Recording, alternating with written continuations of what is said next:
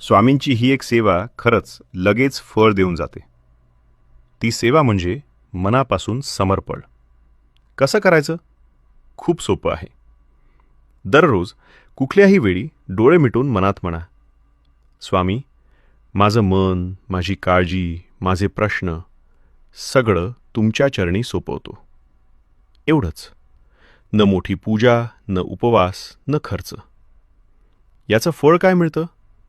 मन शांत होतं. योग्य निर्णय सुचतात. अडचणी हलक्या व्हायला लागतात. आणि सर्वात महत्त्वाचं, स्वामी स्वतः कामाला लागतात. ही सेवा शब्दांची नाही, भावाची आहे.